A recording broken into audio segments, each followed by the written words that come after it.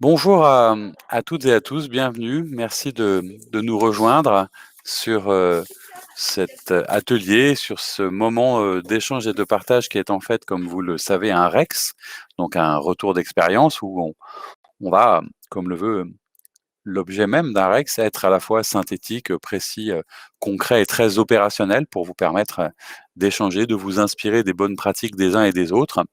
Alors évidemment, vous en avez l'habitude, on est en mode conversation visio. Donc, je vous invite toutes et tous, d'une part, à couper vos micros et d'autre part, parce que c'est plus facile, à couper l'image. Comme ça, seule l'image affichée vous montrera qui parle, alors, en l'occurrence nos intervenants qui sont tous les trois dans la même pièce d'ailleurs. On va parler évidemment d'habitat, on va parler d'innovation, on va s'intéresser à un projet sur du long terme, et c'est ça sans doute qui est intéressant. Et on va partir à Marseille avec nos intervenants. Isabelle Collet, vous êtes en charge de la mission communication à la métropole d'Aix-Marseille-Provence, et Pierre Rive et Nadia Tron, vous travaillez tous les deux chez Erilia, vous nous expliquerez tout à l'heure ce que fait Erilia. Le plus simple peut-être, donc, et c'est moi qui vais passer les slides, donc n'hésitez pas quand je traîne un peu à me dire s'il faut avancer, etc., etc. Et comme je vous le disais, on a 30 minutes précisément. C'est-à-dire que comme il y a de très très nombreux REX, et pour que le faisceau puisse continuer, à 30 minutes, on nous coupe le sifflet, donc il faudra savoir se dire au revoir juste avant.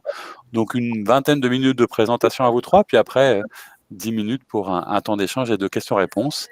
Si ça vous va, si vous êtes prêts, je vois que visiblement vous avez l'air prêts, je vais vous passer la parole, Isabelle Collet, pour nous présenter du coup ce quartier de Marseille, le Plan d'Aou, que je ne connaissais pas pour ma part. Donc merci à vous. Merci à vous pour cette belle introduction.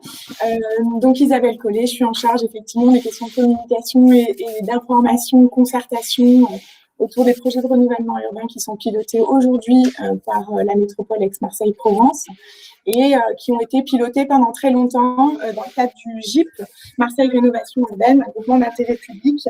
Donc, on a intégré récemment la métropole. Donc, pour rappel, ce projet de renouvellement urbain de Plan d'Aou a été piloté aussi par la ville de Marseille dans le cadre du premier programme de renouvellement urbain. Donc, un petit slide de contexte, une petite carte. On se situe dans les quartiers nord de Marseille.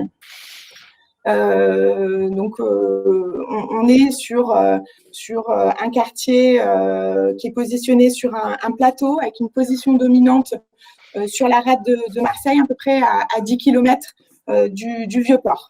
Donc, on est assez éloigné du cœur de ville. On peut passer à la slide suivante. Voilà, donc on était sur un plateau avec un territoire agricole, domaine Foresta. On passe vite, juste pour vous montrer, oui, juste un peu avant, voilà, un tout petit peu avant, pardon. Donc, on a construit en 73 donc 915 logements sociaux sur ce plateau avec une forme très, très resserrée et un seul accès, donc une configuration qui bat le sol des grands ensembles, mais une configuration assez dense, assez raide, et très rapidement, on a eu ce grand ensemble qui a commencé à se déprécier très fortement.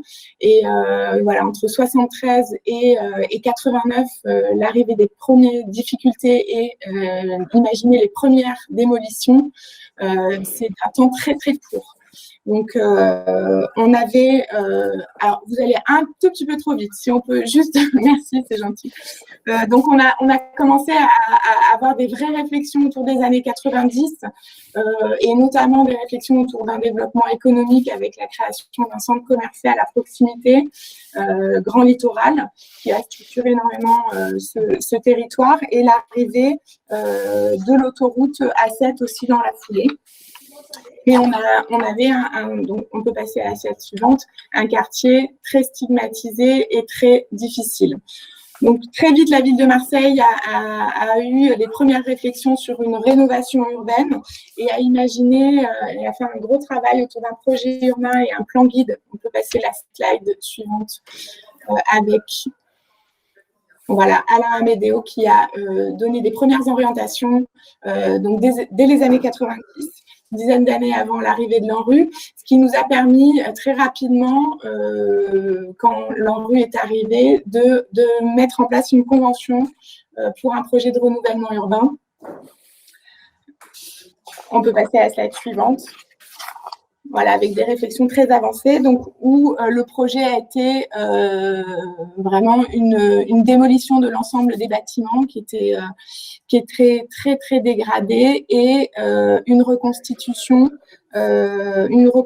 sur site d'une offre locative sociale très diversifiée. Et Rilia vous en parlera un peu plus en détail dans la foulée de mon intervention. Donc on peut passer à la suite. Juste un peu avant, voilà. Donc, l'idée de vous présenter un contexte un peu global, donc c'est un projet de renouvellement urbain qui a entamé vraiment une profonde transformation, qui a été reconnecté à la ville avec 2 nouvelles voiries, et où on a à peu près tous les ingrédients qu'on peut trouver dans un projet, où on a diversifié énormément l'habitat, 2 nouveaux équipements, 2 nouveaux services qui se sont implantés, dont une médiathèque récemment ouverte et récemment livrée, des activités économiques et culturelles aussi fortes. Donc, il y a un vrai morceau de ville reconnecté aujourd'hui à la ville. Donc, ce qui est intéressant dans la réflexion un peu globale, donc on a lancé un plan guide en 98, qui était vraiment la continuité qui était dans la continuité ensuite du projet de renouvellement urbain. Et il y a eu un moment donné où on a démoli des derniers bâtiments, et on avait une friche importante avec une vue splendide. Vous êtes projeté dans la vue sur la rade de Marseille avec cette photo, et on a décidé collectivement de porter ce site au concours Euroban. Et ce concours a été un vrai facteur d'innovation et de recherche de qualité et d'excellence dans le projet de renouvellement urbain. Il nous a donné vraiment un nouveau souffle dans ce projet. Donc, je prends aujourd'hui la parole, mais c'est Laure Portalet, chef de projet renouvellement urbain, qui porte ce projet-là depuis 10 ans, qui devrait être là. Alors, je m'excuse par rapport à sa non-présence. Elle a des difficultés de santé, donc elle n'a pas pu être présente, et c'est moi qui prends la parole aujourd'hui. Je sais l'enthousiasme qu'elle porte aujourd'hui sur ce projet. Elle aurait été beaucoup plus pertinente que moi en termes techniques pour vous évoquer l'ensemble de la conduite de ce projet. Donc, j'espère que je serai à la hauteur pour vous présenter ces enjeux-là, mais Rilia prendra la parole ensuite pour vous détailler tout ça. Et donc, ce projet Europan, c'est elle qui l'a porté, a été un vrai révélateur de la potentialité de ce site. On peut passer à la slide suivante.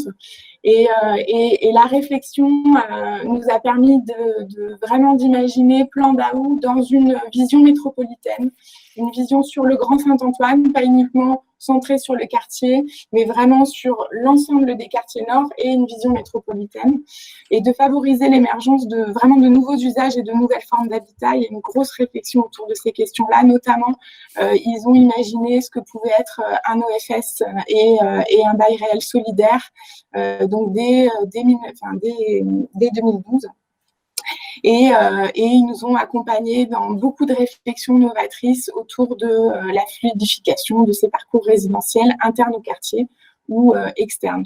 Donc, on voit tous ces espaces, ces aménagements extérieurs ensuite qui ont été proposés pour des aménagements à la fois transitoires et des aménagements qui sont aujourd'hui pérennes, alors qu'ils étaient pas forcément dans cette lignée-là aujourd'hui, et le site de friche de l'AMI qui a été proposé ensuite pour l'appel à manifestation d'intérêt.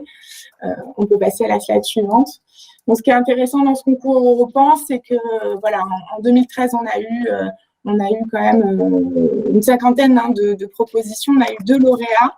Et très vite, ça a été des traductions opérationnelles directes par rapport à ce concours d'idées à la base.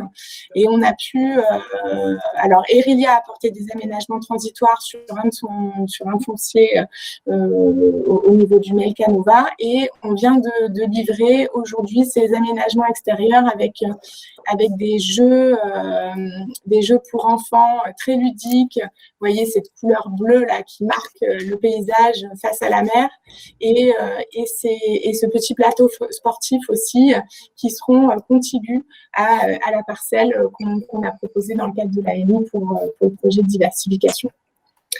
Et donc, j'introduis la parole d'Erilia, qui ont été un vrai partenaire aux côtés de la métropole pour porter avec nous cet appel à manifestation d'intérêt et ce projet de diversification sociale et traduire dans une mise en œuvre vraiment opérationnelle tous ces concepts novateurs. Et du coup, on va tourner un peu la caméra. Comme ça, on découvre Pierre qui était caché jusque-là. Du coup, bonjour, je me présente. Bonjour à vous. Donc, Nadia Tron, chef de projet renouvellement urbain pour Erilia. Pierre, peut-être. Et Pierre Rives, donc responsable d'opération chez Erilia. Et donc, on a un bailleur social national avec un siège social basé sur Marseille. Et on est tout récemment devenu une société à mission qui gère environ en moyenne 62 000 logements sur tout le territoire national et avec des directions, des agences territoriales implantées un peu partout en région. Alors, effectivement, pour revenir sur tes propos sur la diversification, c'est vrai que c'est un des premiers projets urbains de Marseille qui a été vraiment totalement itératif sur un site exceptionnel, comme on voyait avec cette vue incroyable sur la rade de Marseille. Un quartier qui a été complètement démoli, faut le dire, parce que ça a été détruit. Il doit rester 45 logements, je crois, d'origine. Donc, c'est un quartier qui a été reconstruit totalement pour ses habitants, dans le cas de l'ANRU 1, puisqu'à l'époque, on pouvait reconstruire et reloger. C'était pas décorrélé de la reconstitution de l'offre, donc pour qu'ils puissent vraiment rester sur place. Et à la fin seulement de ce projet, on est venu apporter une diversification avec cette dimension du temps long qui est sensible, important, parce que effectivement, on ne décrète pas forcément de la diversification. On l'accompagne vraiment sur le temps long, sur un projet au long cours, et c'est cette logique de renouvellement d'abord de l'offre de logement qui a été suivie avant la diversification, avant le pari de l'accession, etc. Donc, le premier enjeu était de répondre vraiment aux habitants, dans un premier temps, de les reloger sur place ou ailleurs, bien sûr, pour ceux qui le voulaient. Et on a vraiment voulu diversifier avec un parc de logements locatifs renouvelés. Et du coup, puis après, une offre locative renouvelée avec du PLS. C'est là où on a introduit effectivement une typologie différente. Du PLS composé de petits collectifs, de l'individuel, avec des maisons en bande. Voilà, ça a très bien fonctionné. Et là, vous avez l'offre de diversification qu'on a proposée à travers ce bâtiment exceptionnel en pierre de taille qui est le Monticole. Du coup, on a effectivement ce parc de logements locatifs sociaux renouvelés qui a fait un peu la locomotive de la diversification parce qu'elle s'est fait vraiment par ce biais-là. Donc, on n'a pas fait que du logement aussi sur ce quartier. On a proposé des équipements, de l'aménagement transitoire, comme l'a expliqué Isabelle, des services au sein même de cet équipement, de ce bâtiment où vous avez des logements au-dessus et en rez-de-chaussée une galette composée de locaux pour accueillir des activités. Donc, on a une médiathèque dont vous voyez l'aménagement intérieur en bois avec des petits des petits poufs et tout ça, et des livres. Donc ça, c'est la médiathèque qui a ouvert en 2020. Et on a un tiers-lieu culinaire aussi qui va s'ouvrir bientôt dans ces locaux. Et on a encore un autre projet d'équipement et de services avec un centre de santé qui va voir le jour. Donc la diversification, elle s'est vraiment accompagnée d'une offre de services, d'équipements vraiment diversifiés et d'un gros travail du coup réalisé sur les espaces publics, comme on l'a évoqué. Et donc, je vais pouvoir passer la slide suivante parce que ce qu'on voulait vous expliquer, c'est que à travers aussi ce programme d'accession,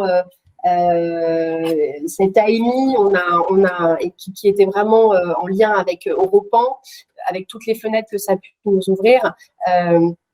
Voilà, on a pu vraiment avoir une palette d'offres très diversifiée et on a finalisé des choses et Pierre va pouvoir nous expliquer un peu plus. Parfait. Donc, pour ma part, vous ne verrez pas de photos, malheureusement, que du texte, puisque le projet n'est pas encore réalisé. Donc, effectivement, tout est parti de la session d'Europan 2012 qui avait pour thème la ville adaptable, insérer des rythmes urbains. À l'issue du jury, il avait été demandé aux 2 équipes lauréates sur ce site de Plandaou de prolonger leur réflexion et d'en proposer une synthèse. C'est donc en utilisant cette synthèse qu'Erilia a décidé naturellement avec ses partenaires en 2016 de lancer un appel à manifestation d'intérêt pour la réalisation sur la dernière parcelle qui restait à construire, donc d'une opération de 130 logements en accession à partir de la synthèse des 2 architectes, Archilab et Concorde. Concernant le choix, l'AMI a été préférée à un appel à projet plus classique, d'une part pour privilégier la méthode de coélaboration du projet avec les promoteurs qui seraient retenus, garantir une qualité au projet et une maîtrise des coûts, et puis enfin participer à une opération innovante sur un site vraiment exceptionnel, vous avez vu les photos, pour parachever la rénovation urbaine de ce site. Donc, concernant les axes d'innovation demandés, les candidats devaient répondre sur 4 axes. L'axe 1 concerne les formes urbaines, avec une réflexion sur la densité horizontale qui était souhaitée par les architectes d'Europan, sur la diversité des produits et les espaces partagés. L'axe 2, lui, concerne le logement durable, avec une réflexion sur l'habitat durable décliné selon 3 critères, l'environnement, le social et l'économie. Différentes pistes pouvaient être abordées dans cet axe, telles que la performance énergétique, l'éco-conception du bâti, la mobilité douce ou le chantier éco-responsable. L'axe 3, lui, concerne le logement choisi et solidaire, avec comme piste donc évoquée l'habitat participatif, le logement modulable et adaptable et la conciergerie de quartier. Enfin, l'axe 4 concerne le logement abordable et économe en termes de coût construction, en termes de coût global ou en termes d'orientation vers des techniques de l'OPEX. Ce qui nous a, en parallèle, une réflexion en fait s'est engagée sur la création d'un OFS, organisme foncier solidaire, en tant que modèle innovant, puisqu'on commençait à en entendre parler. Tout d'abord, on en a parlé en tant que complément d'une accession sociale classique.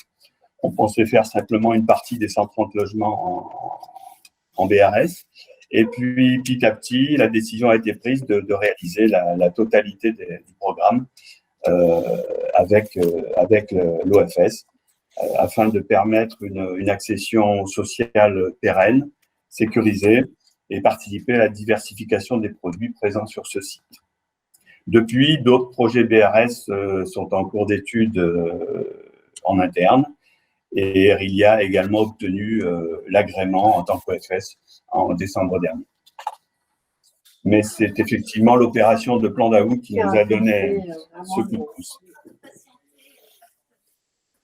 Donc, en termes de réponse à l'AMI, À notre grande surprise, parce qu'on était effectivement inquiet lorsque l'on a lancé cet appel à manifestation d'intérêt, il a suscité vraiment un véritable intérêt auprès des promoteurs, qui ont vraiment été très, très moteurs, pour aboutir finalement à 8 candidatures diversifiées et toutes de qualité. Sur ces 8 candidatures, on a poursuivi la négociation avec 3 groupements les plus intéressants pour aboutir in fine à la désignation donc, du groupement dont vous voyez la composition. Donc, équipe complète, bien structurée, avec De Mathieu Barre Immobilier comme promoteur mandataire, Equinov copromoteur. On a donc le cabinet d'architectes Concorde, qui était l'un des lauréats du concours européen 2012, qui les accompagne. Également le cabinet Dream, qui est une agence d'architecture bioclimatique, 2PH commercialisateur, et enfin les bureaux d'études Ceretti G2I, qui nous accompagnent sur des points importants, puisque VRD et thermique, énergie. Et enfin, pour mettre un peu de piment, Atipi dans une démarche de design thinking.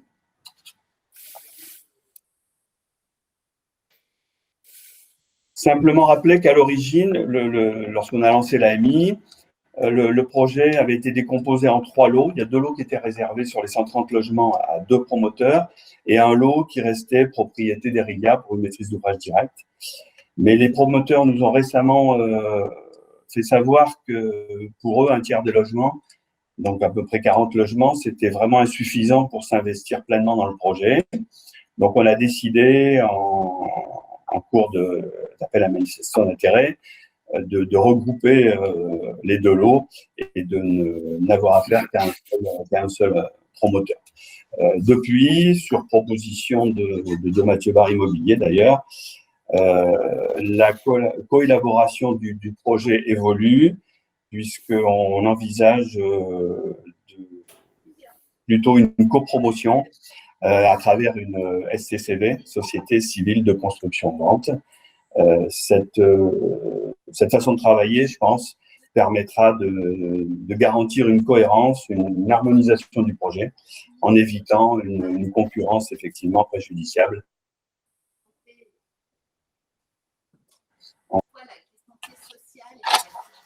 En termes de calendrier, vous pouvez effectivement voir que ça a été relativement long. Je ne vais pas vous détailler le calendrier parce que le temps passe, mais qu'on a mis 10 mois en la désignation du lauréat. Donc maintenant, il nous reste environ, on en a pour 6-9 mois effectivement à travailler ensemble, à co-construire, avec un objectif de dépôt de permis de transfert pour avril prochain. Voilà, est-ce que vous avez fini votre intervention? Est-ce qu'il y a un de vous 3 qui veut faire une précision? Ou alors c'est le moment peut-être de lancer les échanges puisqu'il nous reste officiellement 8 minutes. Est-ce qu'il y a quelqu'un parmi vous, j'ai rien vu sur le chat, mais quelqu'un qui voudrait prendre la parole? Pour ça, il suffit soit de lever la main, soit d'apparaître à l'écran. Et comme ça, de poser sa question. Est-ce qu'il y a des demandes de précision? Non. Alors, peut-être pour lancer la conversation, moi je trouve que, on voit bien que c'est un projet d'envergure avec vraiment une dimension presque historique. Alors peut-être que, et vous l'évoquiez un petit peu, mais il y a quand même une temporalité qui est particulière et qui est intéressante, là, presque que 25 ans, hein, ou 30 ans même de travail et de réflexion. Comment est-ce que ça reste original? Est-ce que c'est particulier? Qu'est-ce qu'on tire comme enseignement de la bonne temporalité pour ce type d'opération quelque part? Est-ce qu'il y a une réflexion là-dessus qui est possible?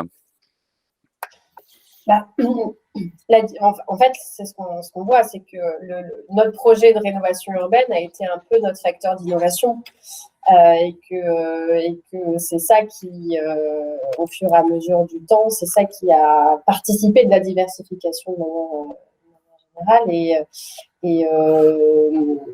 et ça se décrète pas. Enfin voilà, c'est tout ce qu'on expliquait, c'est que vraiment c'est un projet qui a été initié en 96. On arrive aujourd'hui et on vient, on a la petite touche, on vient on vient travailler sur l'accession que maintenant parce que tout ce temps-là a été nécessaire pour réaliser les investissements sur plusieurs générations d'habitants.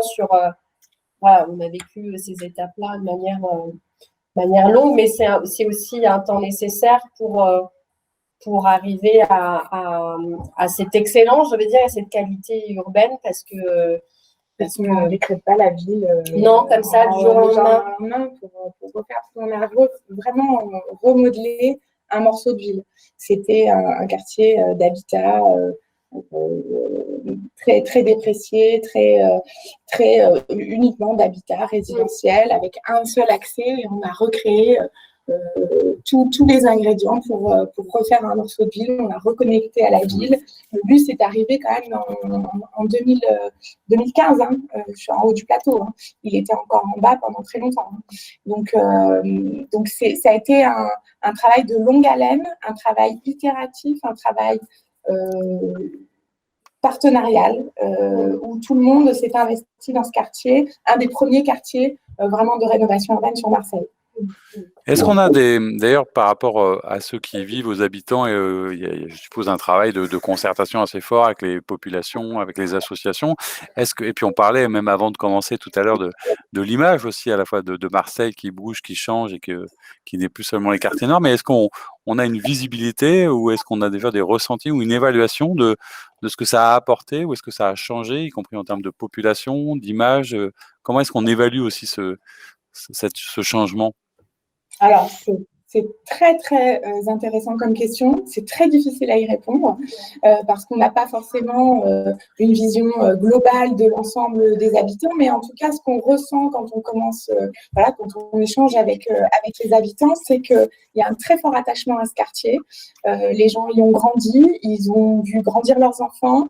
L'école, notamment, qui a été démolie, où on a reconstruit dessus le monticole et la médiathèque. On a eu une approche vraiment très sensible pour garder, par exemple, les arbres de la cour d'école qui ont été complètement intégrés au projet du architectural du bâtiment. Donc ça, c'était une question qui était importante et on a essayé de préserver cette sensibilité-là. Et ensuite, ceux qui sont partis sont encore très attachés au quartier, ils reviennent souvent et ont l'occasion, avec ces nouveaux services qui rayonnent au-delà de simplement du quartier, d'y revenir. Et c'est vrai que quand on a...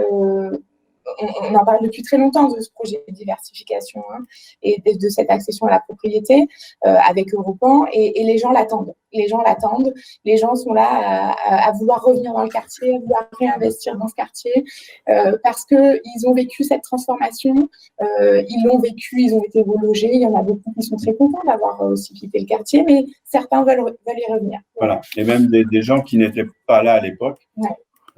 Commence à venir sur Plan d'Avou maintenant. Qui le redécouvre comme s'il ne connaissait pas toute l'histoire.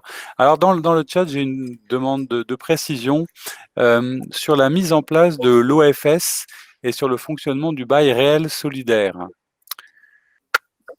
Alors, en fait, l'objet, c'est de dissocier le foncier du bâti, en particulier pour minimiser le prix de vente.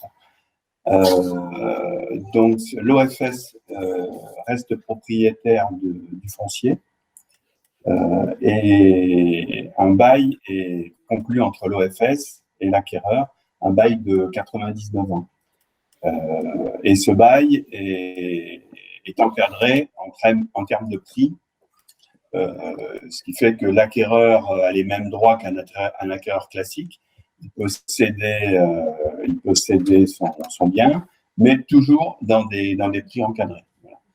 C'est l'avantage, c'est que le prix est constamment maîtrisé en termes de revente. On ne fait pas de l'accession sociale vendue à un acquéreur qui, 3 ans après, le revend en faisant la culbute.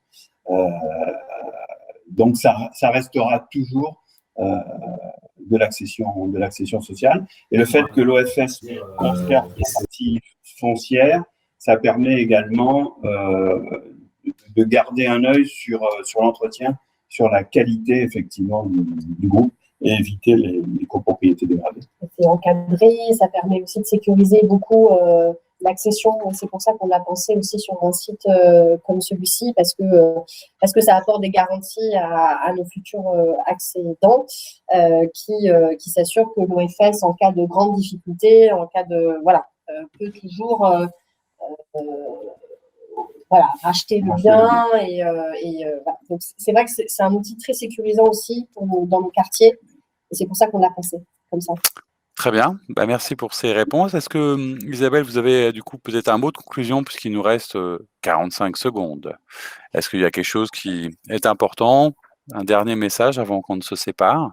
Peut-être le message, c'est si les personnes veulent aller plus loin et sont intéressées par savoir un peu la façon dont, parce que là, on a l'impression que c'était une petite mise en bouche. C'est ça. Si on rentre un peu dans le détail, il y a plein de questions et il y a plein d'explications qu'on peut apporter. Donc, on est disponible, moi et Nadia, pour des échanges plus complets si besoin.